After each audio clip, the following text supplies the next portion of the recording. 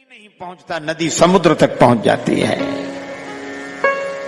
अगर देखें तो हमारी जिंदगी बिखरा हुआ जल हो गई है। हम बड़े बड़े दिखते हैं, बड़े बड़े बड़े बड़े बहुत बड़े, अरे साहब इनका यहाँ भी वहां भी और इतना विशाल इतना बड़ा। मैं बिल्कुल कहता हूं निश्चित रूप से बड़ा है, लेकिन ये बिखरा हुआ जल है, तालाब की तरह बड़ा है, पर ये तालाब कहीं नहीं पहुंचाएगा। और अगर श्रद्धा संतोष के बीच में जीवन की सरिता बहती तो परमात्मा रूपी समुद्र तक पहुंच जाती। और ये तभी होगा। अब धन बिल्कुल है, धन चाहिए, धन के बिना कोई काम ही नहीं बनता, जरूरी है। लेकिन धन को लेकर दो स्थितियां समाज में दिखाई देती हैं। दो, कुछ लोग हैं जो धन को छूते नहीं है, कुछ लोग हैं जो धन को छोड़ते नहीं है।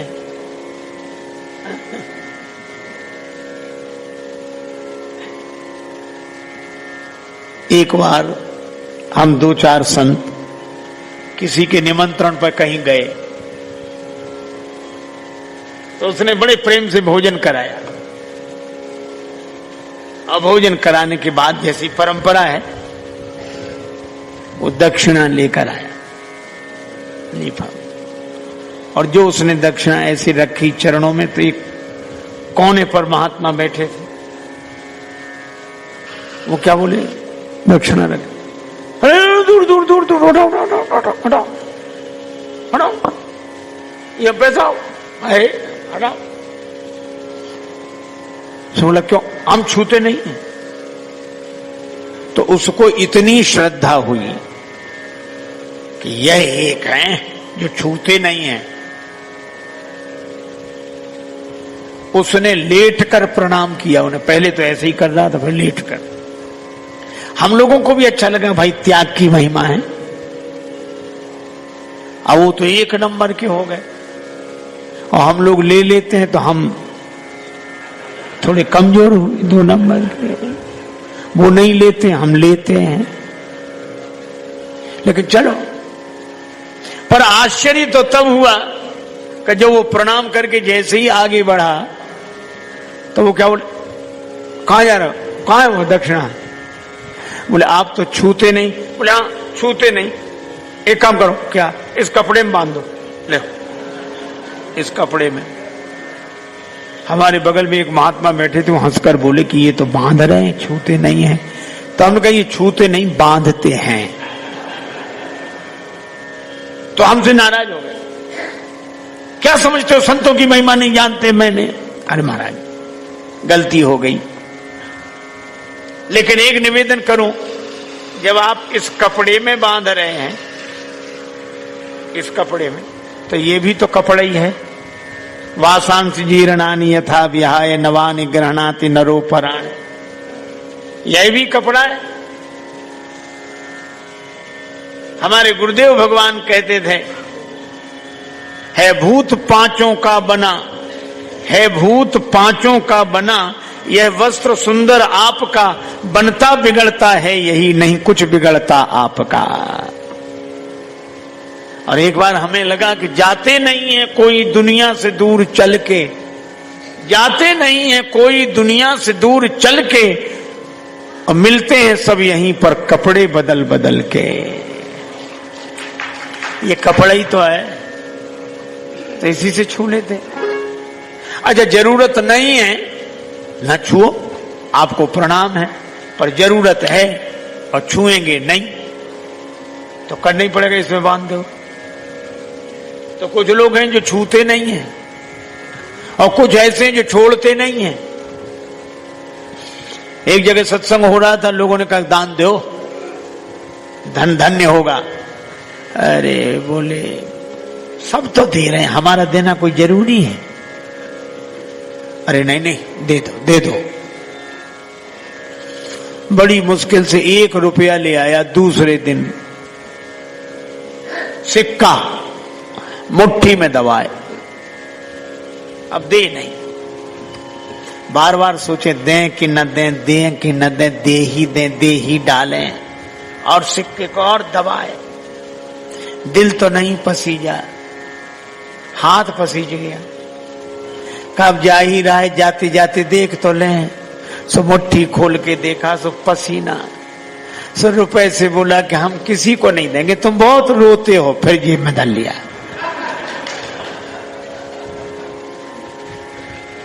कुछ लोग छोड़ते नहीं हैं और कुछ लोग छूते नहीं हैं। ये दोनों अतियां हैं। श्री हनुमान जी ने समाधान दिया। जब जा रहे थे तो समुद्र से सोने का पहाड़ निकला, मैनाक। और समुद्र ने कहा कि हनुमान जी जा रहे हैं, असल में पुराने जमाने में इन पहाड़ों के पंख होते थे। आप कल्पना करो कितनी भयावह स्थिति रहती होगी, कब किस पहाड़ के उड़ने का मन हो जाए। पंख थे, सो पहाड़ उड़ते, और उड़ने में तो कुछ ज्यादा दिक्कत नहीं, उड़ते उड़ते कहां बैठ जाएं। सो आबादी वाली जगह में ही धमाक से बैठ जाते, आबादी खत्म। ब्रह्मा जी बड़े परेशान कि हम एक एक करके बनाते हैं, ये इकट्ठे मिटा देते हैं। अब ये कथा का बड़ा अद्भुत रहस्य है। ब्रह्मा जी हैं बुद्धि के देवता। जब ऐसे अत्याचार करने वाले लोग जो समाज को मिटाते हैं, तब बुद्धिजीवी परेशान होता है, बुद्धिजीवी हैरान होता है। तो बुद्धिजीवी ब्रह्मा जी ने शिकायत की, किससे? देवराज इंद्र से। और जब बुद्धिजीवी की बात कोई शासक मान लेता है तो समाज में अमंगलकारी कृत्य नहीं होते। अच्छा, एक अजीब बात है, बुद्धिजीवी कुछ कर नहीं सकता और शासक कुछ सोच नहीं सकता। विडंबना यही है। वो जो विचार कर सकता है वो कुछ कर नहीं सकता, और जो कर सकता है वो विचार नहीं, बिना विचारे करे। और जो विचार करे वे विचारे क्या करें। बुद्धिजीवी ने कहा कि ये पहाड़ नुकसान पहुंचा रहे हैं, इनके पंख हैं, ये उड़ उड़ के चाहे जिसको नष्ट कर देते हैं। तो देवराज इंद्र ने कहा कि महाराज, सृष्टि में तो वो भी हैं। तो ब्रह्मा जी ने कहा कि सृष्टि में हैं, हम मानते हैं, वो रहें, लेकिन इनके पंख काट दो। जिन पंखों के बल पर ये उड़ते हैं वो पंख काट दो। अगर इनके पंख कट जाएंगे तो इस समाज को हानि पहुंचाना बंद कर देंगे, और अगर इनके पंख रहे तो ये उड़ उड़ के नष्ट ही करते रहेंगे। देवराज इंद्र को बात समझ में आई। उसने खड़ग ली और सारे पर्वतों के पंख काट दिए। पर्वतों को नहीं मिटाया, पंख काट दिए। तब से ये पर्वत हो गए अचल, यहां हैं वहीं रहते हैं, बड़े ठाठ से रहते हैं। और इन पहाड़ों से कह लिया कि हमें आना होगा तो हम ही आएंगे तुम्हारे पास, तुम तो जहां हो वहीं रहो। लेकिन एक था सोने का पहाड़, मैनाक। अब ये अद्भुत बात, सोने के पहाड़ ने सोचा हमारे भी पंख कटेंगे, और सोने के पंख तो आज तक नहीं कटे हैं, कट ही नहीं सकते। सोने ने सोचा, पहाड़ ने सोचा एक काम करें, हम छिप जाएं कहीं। तो कहां छिपें? तो समुद्र के पास गया, समुद्र से कहा कि हमें छिपा लो, अपने भीतर छिपा लो। समुद्र ने कहा आ जाओ, कोई कमी नहीं है, आ जाओ। अब समुद्र ने तो स्वीकृति दे दी कि आ जाओ, छिप जाओ, लेकिन समुद्र की लहरें घुसने न दें। ये बड़ी प्रॉब्लम है, बड़ी समस्या है। समुद्र को कोई परेशानी नहीं, पर ये लहरें घुसने ही नहीं देती। ये लहरें ज्यादा परेशान की हैं हम आपको। ये लहरें जो बाहर हैं, जो जाना है अभी नहीं। इसलिए हनुमान कई परसा परसा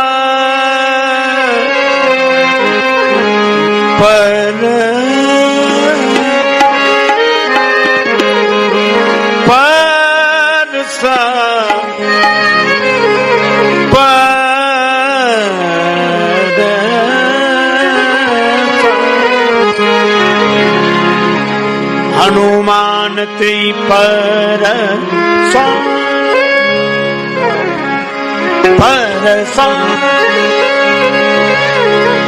हनुमान जी ने छुआ, सोने को छुआ, और मानो हनुमान जी ने संकेत दिया कि सोने को छूना बुरा नहीं है। पर मैनाक ने कहा कि आप यहीं आराम करो। हनुमान जी बोले आराम नहीं करूंगा, राम काज कीने बिना मोहि कहां विश्राम।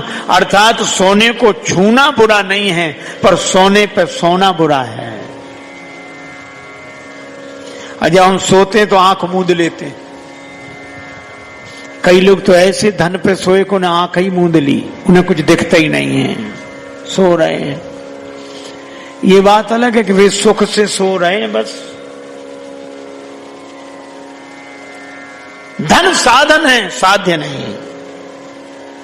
धन का उपयोग करें, पर राम काज याद रखें। ये जिंदगी क्यों मिली है, जीवन क्यों मिला है। एक महात्मा एक दुकानदार की दुकान में घुस गए। महात्मा को देखो, उसने प्रणाम किया। महात्मा बोले ये दुकान क्यों चलाते हो? वो घबराया, ऐसा सवाल तो किसी ने नहीं पूछा था। ये दुकान क्यों चलाते हो? सोला महाराज पैसा कमाने के लिए। अच्छा, दुकान चलाते हो पैसा कमाने के लिए, ठीक है। पैसा क्यों कमाते हो? महाराज परिवार के लिए। अच्छा, दुकान चलाते हो पैसा कमाने के लिए, पैसा कमाते हो परिवार के लिए, परिवार पालने के लिए। हाँ, परिवार क्यों पालते हो? सो बोला महाराज जीने के लिए। महात्मा बोले बिल्कुल ठीक। दुकान चलाते हो पैसा कमाने के लिए, पैसा कमाते हो परिवार पालने के लिए, परिवार पालते हो जीने के लिए। हम आखिरी सवाल पूछते हैं, जीते क्यों हो? और उसके पास इसका कोई जवाब नहीं था, और हमारे पास भी कोई जवाब नहीं। ये दुकान तो चल रही है, पर ये जीवन किस लिए है?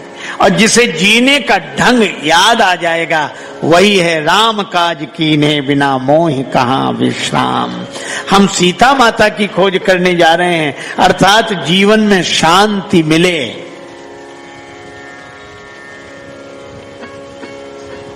धन में सुख हो सकता है, शांति नहीं।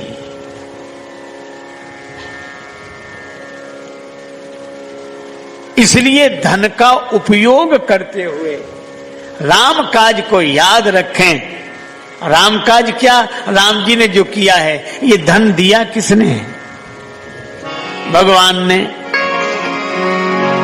हमें तन दिया, हमें धन दिया,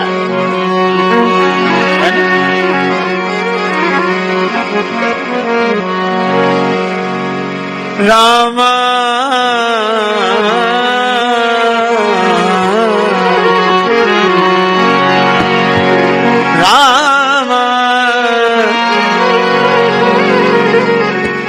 इसलिए महात्मा गाते हैं, चिंता करे बलाए हमारी इस माया जंजाल की।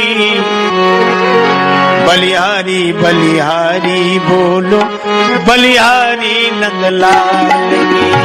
बलिहारी बलिहारी बोलो, बलिहारी नंदलाल की। बलिहारी बलिहारी बोलो, बलिहारी नंदलाल।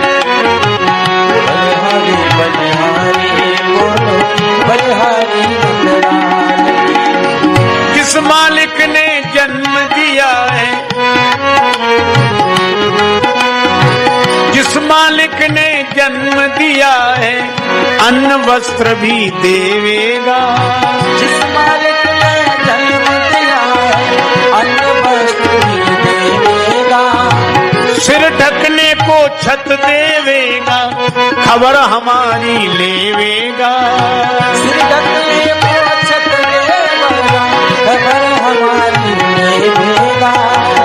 भजन करो निश्चिंतो चिंता, भजन करो निश्चिंतो चिंता।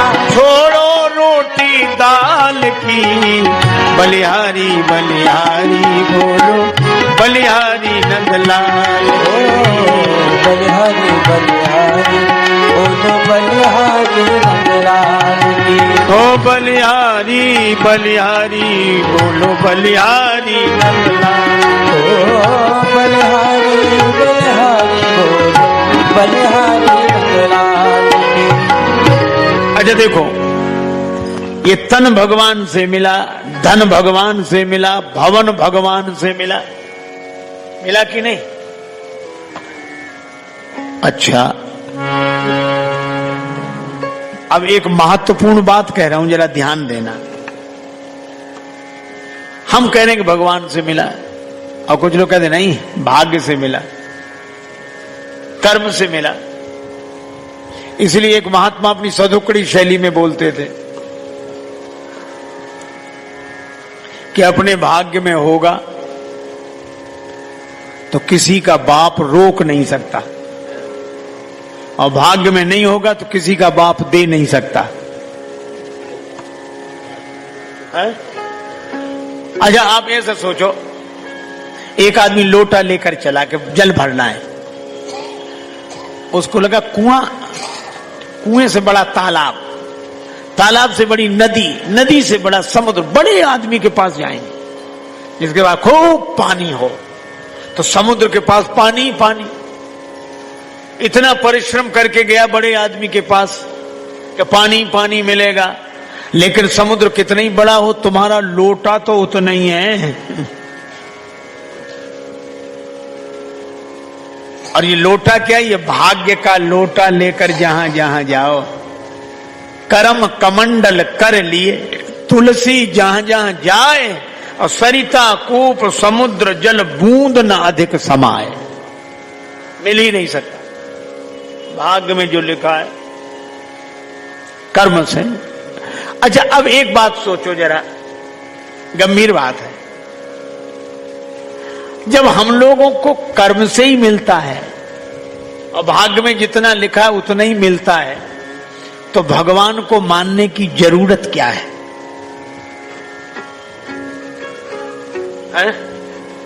अच्छा, सचमुच ये तर्क कहता है कि जरूरत क्या है? जब हमारी कर्म का फल भाग्य बनता है और भाग्य का ही हमें मिलता है, तो क्यों भैया भगवान को क्यों माने? पर मैं उत्तर देता हूं, और महापुरुषों का दिया हुआ उत्तर है।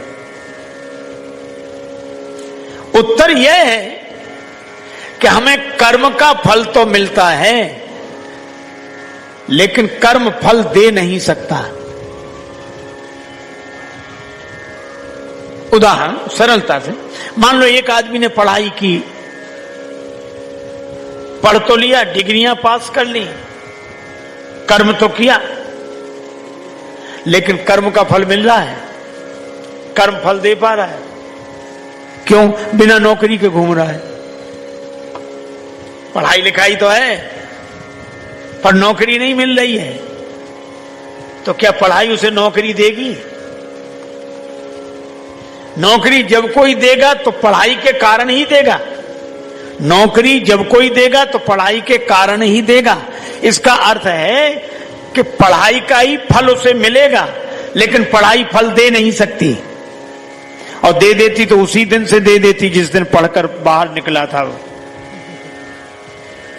तो कर्म का फल व्यक्ति को मिलता है, पर कर्म फल दे नहीं सकता, और कर्म फल तब देता है जब कोई हमारे कर्म को स्वीकार कर ले।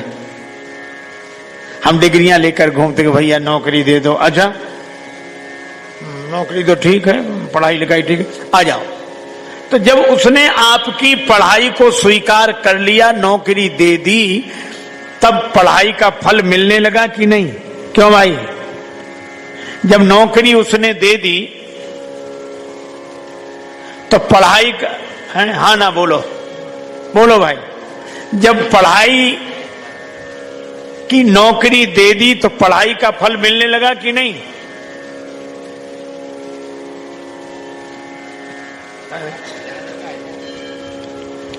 चलो,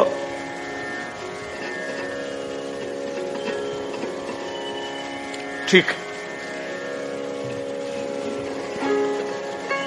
आपको बात याद होगी, आप बड़े प्रेम से सुन रहे हैं। जब कोई नौकरी दे देता है तो पढ़ाई का फल मिलने लगता है।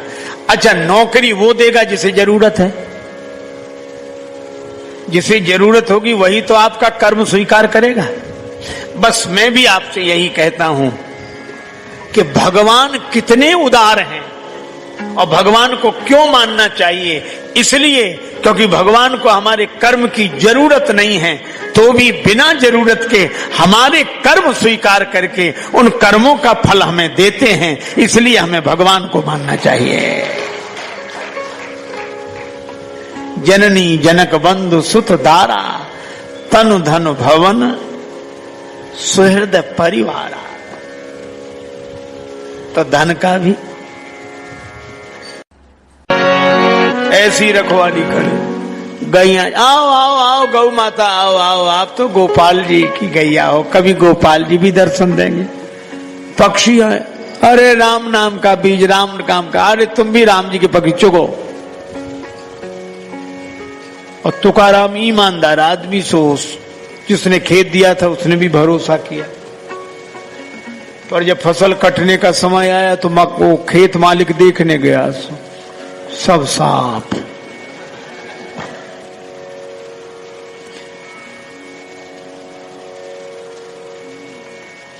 खाली डालियां खड़ी, तिनके खड़े, डंठल खड़े। उसने देखा, अरे राम, बड़ा दुख हुआ उसे, किस पागल को कहां हमने रखवाली दे दी है। बड़ा नाराज हुआ। होता तो 8-10 मन अनाज था, बोला 25 मन होता था, नहीं मिला तो तुमसे ले लूंगा। तो तुकाराम बोले, आप तो खेत कटवाओ। वो बोला, क्या कटवाएं बच्चा, क्या है जो कटवाएं? अरे डंठलो कोई, ठीक है, कटवाया।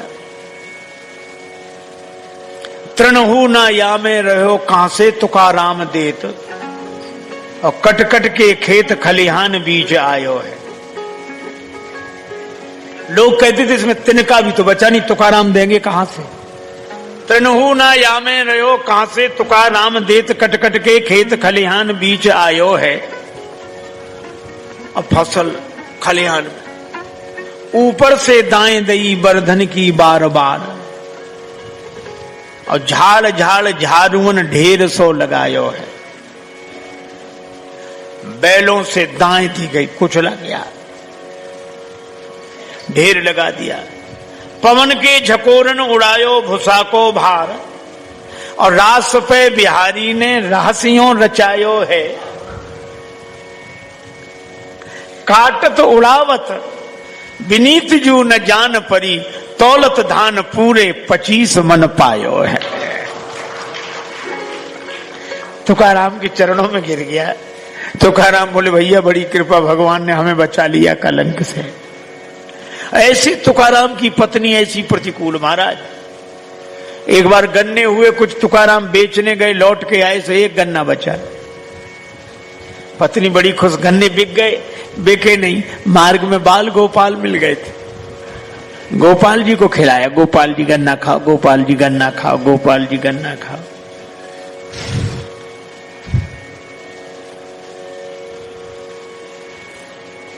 आहा, पत्नी को इतना गुस्सा आया, एक बचा, क्या करें इसका।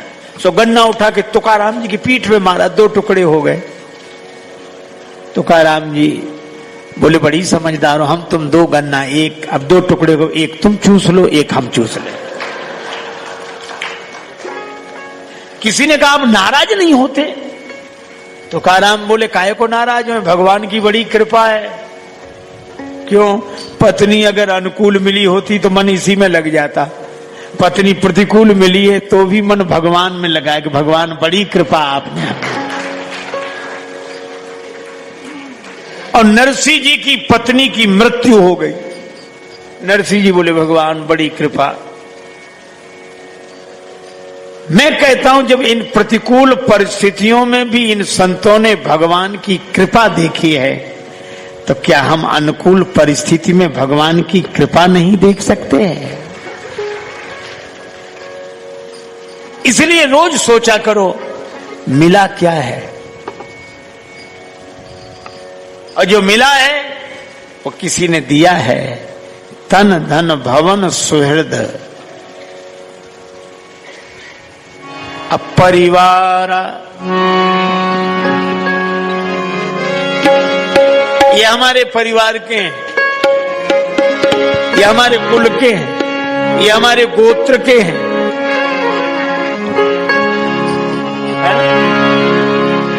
तनु धन भवन सुहृद परिवार, परिवार परिवार,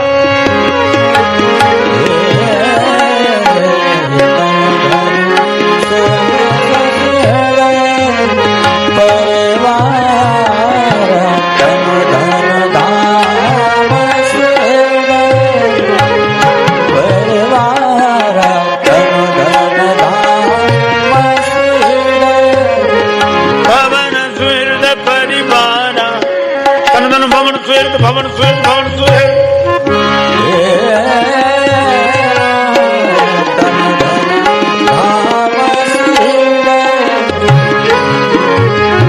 परिवार परिवार परिवार।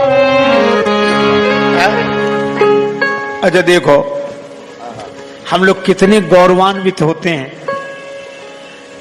कोई गोत्र का मिल जाए, जाति का मिल जाए, पर ये तो हमारे परिवार के, हम ये भी ये हैं, इनका जो गोत्र है वही हमारा गोत्र है।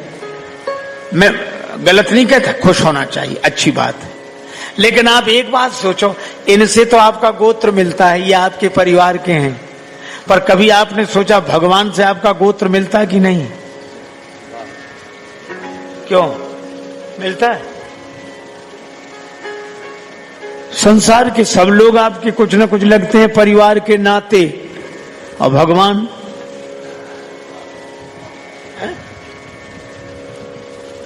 है? देखो आपको एक बात बताऊं, विभीषण जी आए शरण में, और विभीषण जी ने कहा नाथ दशानन कर में भ्राता, मैं दशानन का भाई हूं, निशिचर वंश जन्म सुरत्राता, निशाचर वंश में मेरा जन्म हुआ है। भगवान ने कहा ये बात क्यों बता रहे हो? क्या हमें पता नहीं है? पता है कि नहीं? और इसी वजह से तो इतनी देर लगी, लोगों ने रोक लिया तुम्हें। अच्छा देखो, लोगों की भी अकल देखो, समझ देखो, संस्कार देखो, लोगों को भी वही दिखता है कि इस कुल के हैं, इस गोत्र के हैं, ये वो और आदमी भी समझता हम इस कुल के हैं, इस गोत्र के हैं। विभीषण जी ने कहा कि मैं ये सूचना नहीं दे रहा हूं, आपको कुछ याद दिला रहा हूं। भगवान बोले मुझे, हाँ क्या?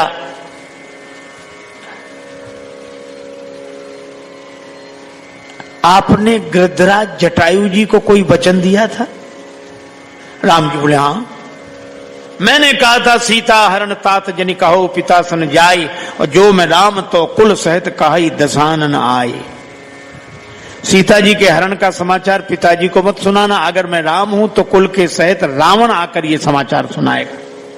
इसका मतलब है कि जहां दशरथ जी हैं वहीं जटायु जी जा रहे हैं, लेकिन अगर मैं राम हूं तो कुल के साथ दशानन ये समाचार सुनाएगा। तो आपने कुल के सहित दशानन को मारने का वचन जटायु जी को दिया है, और मैंने ये सुना है कि वचन आपका टूटता नहीं है, प्राण जाए बर वचन न जाए। और विरध यह है कि जो शरण में आ जाता है उसे स्वीकार कर लेते हैं। अब आपने दशानन को कुल के सहित मारने का वचन दिया है, और नाथ दशानन कर में भ्राता, मैं उसी दशानन का भाई हूं, तो मेरे लिए क्या निर्णय है? मुझे शरण मिलेगी कि मरण मिलेगा? क्यों है भैया? शरण मिलेगी कि मरण। मैं दशानन का भाई हूं और कुल के सहित आप दशानन को मारेंगे।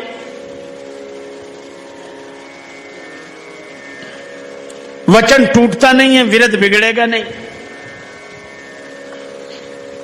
अब भगवान चुप। सुग्रीव जी बोले हमने पहले ही कहा था इसे मत लो शरण में, आते ही उपद्रव शुरू कर दिया कि नहीं। अब वचन रखें तो विरध टूटता, विरध रखें तो वचन टूटता।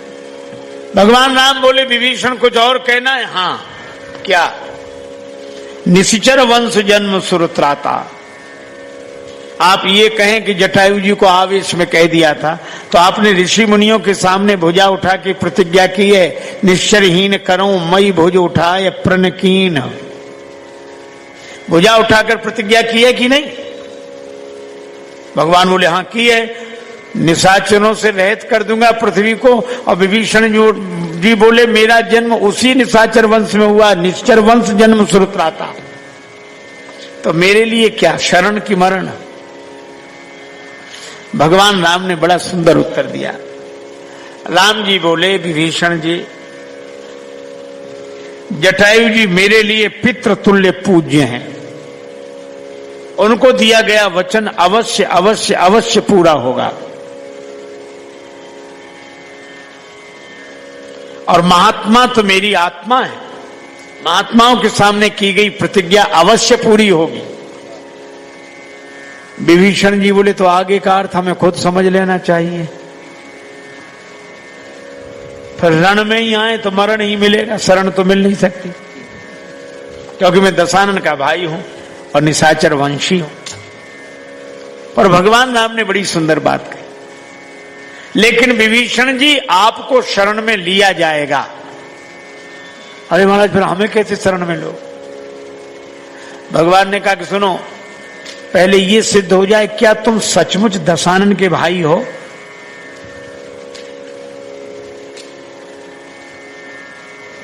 दशानन के भाई होने के पहले किसके भाई हो?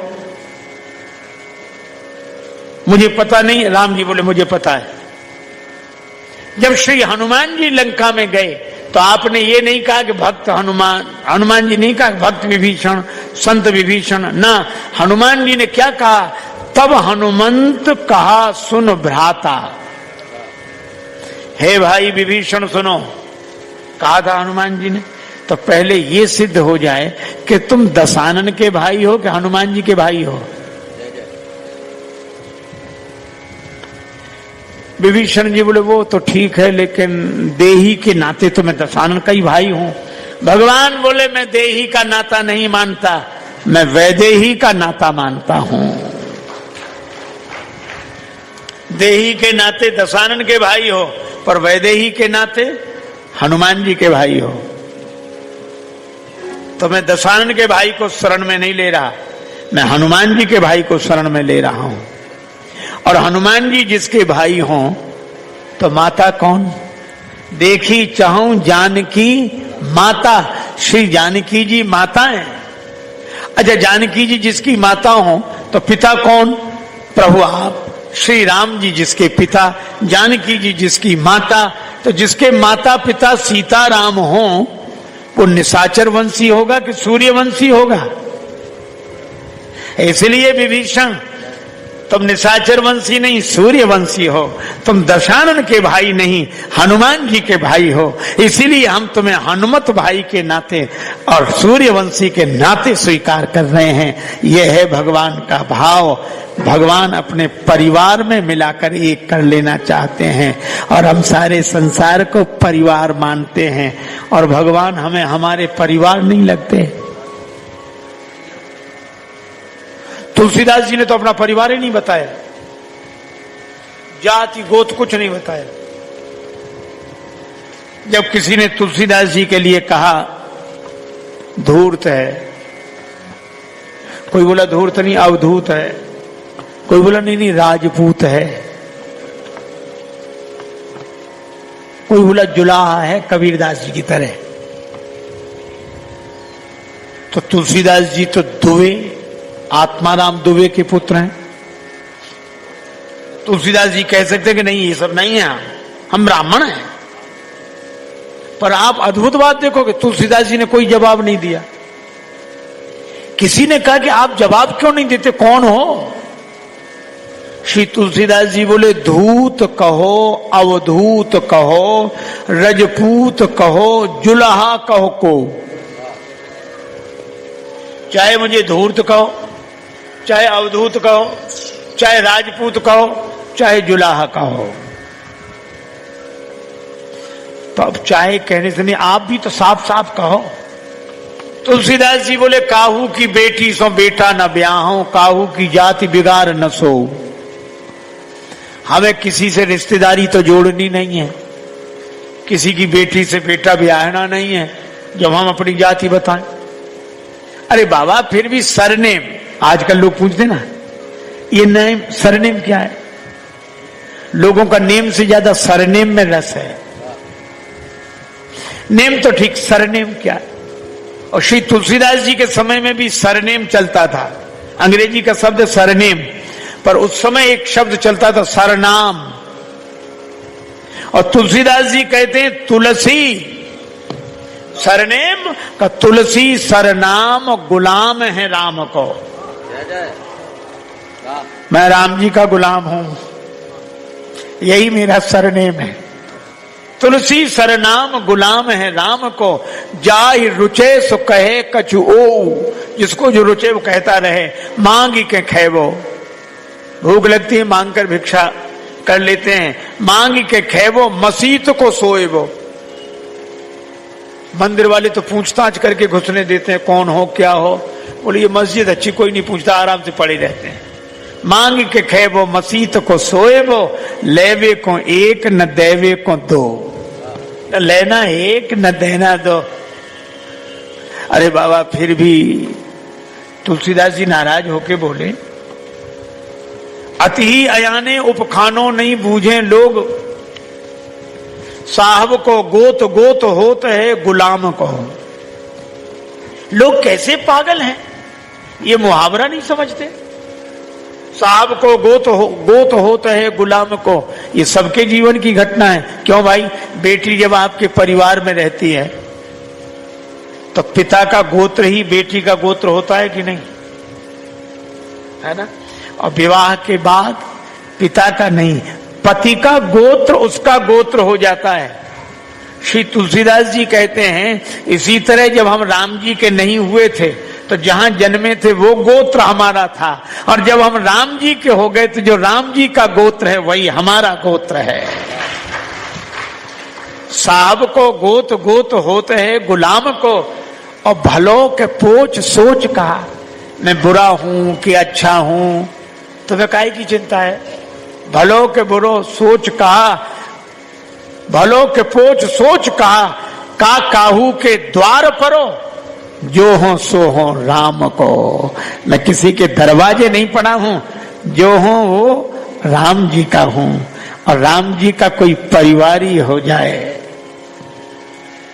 और इतने स्वाभिमान से रहता है। कई बार लोग हम ये इसलिए, हम ये, हमारे वो और हमारे ये। अच्छा बोलो, शहर का कोई विशेष अधिकारी किसी का परिचित हो, वो कैसा घूमता सर? अरे कलेक्टर साहब हमारे परिचित, बहुत बढ़िया। अरे साहब कलेक्टर, चाहे जब कहते हमारे, और विधायक हमारे, और मंत्री अरे हमारे खास, और मुख्यमंत्री अरे बैठक हमारी रोज की। अच्छा बोलो, प्रधानमंत्री से कई बार मिलना हुआ। और जब मैं कहता हूं, जब इनसे संबंध होने पर हम इतने प्रसन्न होते हैं, और जिस दिन भगवान से संबंध होगा उस दिन हम कितने प्रसन्न होंगे। है इसलिए जननी जनक बंधु सुतदारा, तनु धन भवन सुहृद परिवारा, सबके ममता ताग बटोरी, मम पद मन ही बांध ही बरडोरी।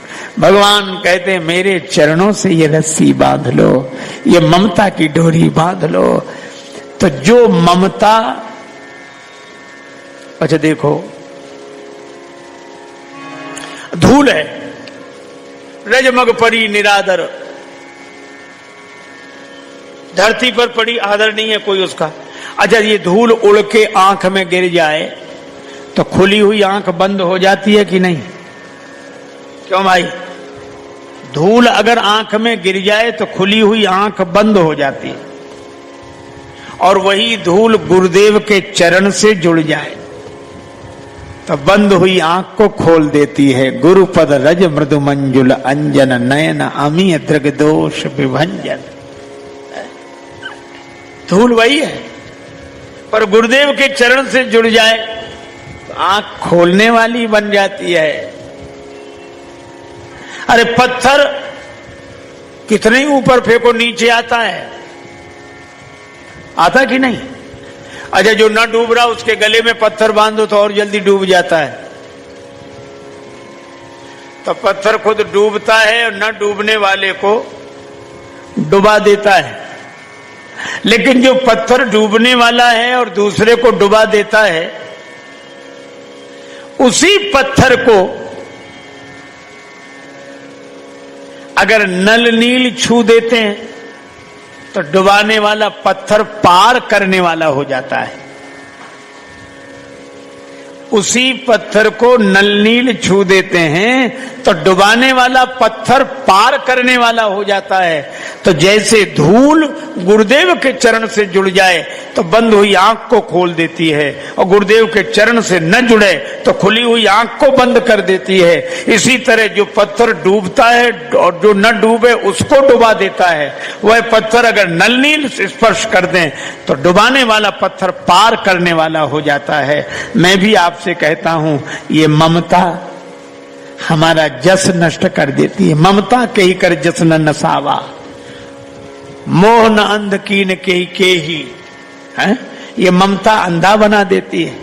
ममता तू न गई मेरे मन से, कितनी निंदा की है संतों ने ममता की। लेकिन फिर मैं आपसे एक बात कहूंगा कि जो ममता हमारी आंख को बंद कर देती है, यही ममता अगर भगवान के चरणों से जुड़ जाएगी तो हमारी बंद हुई आंख को खोल देगी और हम धन्य हो जाएंगे। इसीलिए भगवान कहते हैं, ममता को तोड़ो नहीं, ममता को जोड़ो। जगत से जुड़ी हुई ममता को भगवान से जोड़ो तो क्या जगत को छोड़ो? नहीं। तन है, तन को छोड़ने की जरूरत नहीं, पर तन भगवान का दिया है, धन भगवान का दिया है, भवन भगवान का दिया है, सुहृद परिवार भगवान के दिए हैं। जननी जनक बंधु सुतधारा, तनु धन भवन सुहृद परिवारा। बस इतना स्मरण बना रहे, यही स्मरण हमें भवसागर से पार करने वाला होता है। आप सभी लोगों के बीच में इन 5 दिनों से भगवान की मंगलमयी कथा होती रही, और इस प्रसंग पर पहली बार यह चर्चा हुई है। श्री हनुमान जी की कृपा से आपको अच्छा लगा, और हनुमान जी यही चाहते हैं कि हम लोग नाम स्मरण करें। नाम इसलिए करें क्योंकि उनका नाम लेना जरूरी है, ताकि याद बनी रहे। समर्थ गुरु रामदास जी, शिवाजी के गुरुदेव, उनको हनुमान जी का दर्शन होता था। गांव वाले बोले, बाबा हमको भी करा दो। का पूछेंगे हनुमान जी से। हनुमान जी से पूछा कि गांव वालों को भी दर्शन? हनुमान जी बोले, लेकिन शुद्ध कथा कहना। हाँ, गांव वालों से कही, गांव के बाहर फर्श बिछा, गैस की लालटेन लेके गए, सब इकट्ठे, आज हनुमान जी आएंगे, गांव भर इकट्ठा। समर्थ खड़े हो गए, करताल ले ली, आंख बंद, श्री राम जय जय राम, बस श्री राम जय जय राम, श्री राम जय राम। अब लोग सोचें अब कथा होगी, अब कथा होगी। श्री राम जय राम, आंख बंद, श्री राम जय राम। गांव वालों ने सोचा, अरे पागल बना रहे, नहीं होगा, चलो चले। सो एक एक करके सब चले गए। 2 बैठे रहे, उनकी मजबूरी थी। एक की लालटेन थी, वो लालटेन पकड़े बैठा। एक का फर्श बिछा था, वो फर्श का कोना पकड़े बैठा। लालटेन वाला बोला हम तो भागते हैं। फर्श बोला कि हम भगवान से कब से प्रार्थना, ये बाबा नाच रहे, थोड़ा फर्श से नीचे उतरे तो फर्श लेकर हम भागेंगे, लालटेन लेके तुम। और जैसे ही नाचते हुए समर्थ जैसे ही फर्श से नीचे गए, फर्श लेकर तो भागा एक आदमी, लालटेन लेकर दूसरा, और वो श्री राम जय राम जय जय। हनुमान जी प्रकट हो गए हंसते हुए। समर्थ आंख बंद करके बोले जय हो हनुमान जी महाराज आदि राज, आपने सब गांव वालों को दर्शन दे दिया, बड़ी कृपा बड़ी कृपा। हनुमान जी हंसकर बोले आंख खोल के देखो यहाँ दर्शन करने वाला है कौन? जो देखा सो कोई नहीं। कहाँ चले गए? अरे बोले कोई दर्शन वाले नहीं थे, ये तो लालटेन फर्श लेकर भागने वाले थे। तो आप मिलते किन्हें हो? बोले जो भगवान को प्रेम से याद करते हैं और सचमुच जो भगवान से प्रेम जोड़कर अपनी मिली हुई चीजों को भगवान की दी हुई समझते हैं, श्री हनुमान जी उन पर कृपा करते हैं, उन्हें दर्शन देते हैं। तो ऐसे श्री हनुमान जी के चरणों में प्रणाम करते हुए वाक्य पुष्पांजलि भगवान श्री सीताराम जी के चरणों में अर्पित। आप सबको बहुत बहुत साधुवाद। और तालाब कहीं नहीं पहुंचता, नदी समुद्र तक पहुंच जाती है। अगर देखें तो हमारी जिंदगी बिखरा हुआ जल हो गई है। हम बड़े बड़े दिखते हैं, बड़े बड़े बड़े बड़े बहुत बड़े, अरे साहब इनका यहाँ भी वहां भी और इतना विशाल इतना बड़ा। मैं बिल्कुल कहता हूं निश्चित रूप से बड़ा है, लेकिन ये बिखरा हुआ जल है, तालाब की तरह बड़ा है, पर ये तालाब कहीं नहीं पहुंचाएगा। और अगर श्रद्धा संतोष के बीच में जीवन की सरिता बहती तो परमात्मा रूपी समुद्र तक पहुंच जाती। और ये तभी होगा